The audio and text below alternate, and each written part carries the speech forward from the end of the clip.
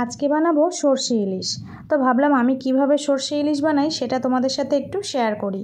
মাছটা কিন্তু অনেকটাই বড় সাইজের ছিল আর একদম ডিম ভর্তি ছিল। মাছটা কেটে ধুয়ে ভালো করে পরিষ্কার করে নিয়ে পরিমাণ মতো লবণ হলুদ মাখিয়ে নিচ্ছি। আর এর মধ্যে দিয়েছি সর্ষে কাঁচা লঙ্কার পেস্ট আর একটু কাঁচা সর্ষের তেল। ভালো করে ম্যারিনেট করে নিয়েছি, 5-10 মিনিট রেখে দেব। কড়াইয়ে বেশ খানিকটা সর্ষের তেল দিয়ে কালো জিরে ফোড়ন দিয়েছি। এবার ওই সর্ষের পেস্ট কিছুটা দিয়েছি, দিয়ে এর মধ্যে পরিমাণ মতো লবণ আর হলুদ দিয়ে কিছুক্ষণ নেড়েচেড়ে ভালো করে মিশিয়ে নিতে হবে।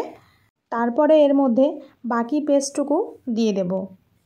তারপরে পরিমাণ মতো জল দিয়ে ঢাকা দিয়ে ফুটতে দেব। ইলিশ মাছ সেদ্ধ হতে তো খুব বেশি সময় লাগে না, যতটুকু ঝোল প্রয়োজন আর মাছ সেদ্ধ হবে সেভাবেই কিন্তু জলটা দিতে হবে। ঢাকনা খুলে ভালো করে ঝোল ফুটে এলে এর মধ্যে ম্যারিনেট করে রাখা মাছগুলো দিয়ে দিচ্ছি। এবার এটা ঢাকা দিয়ে আরও কিছুক্ষণ রান্না করে নেব। মাঝে মাঝে ঢাকনা খুলে একটু নেড়ে দিতে হবে, মাছটা একটু উল্টে পাল্টে দিতে হবে। এর মধ্যে আবার দিয়ে দিলাম বেশ খানিকটা চেরা কাঁচা লঙ্কা। এবার ঢাকা দিয়ে রান্না করে নেব। তারপর যতটুকু ঝোল প্রয়োজন বাকিটুকু শুকিয়ে নিয়ে উপর থেকে একটু কাঁচা সর্ষের তেল ছড়িয়ে নামিয়ে নিলেই কিন্তু সর্ষে ইলিশ একদম রেডি। এবার আমি নামিয়ে নেব, গরম গরম ভাতের সাথে পরিবেশন করব। তো আমার এই সিম্পল সর্ষে ইলিশ রেসিপি তোমাদের কেমন লাগলো কমেন্ট করে জানিও। এখন চলে গেলাম, টাটা।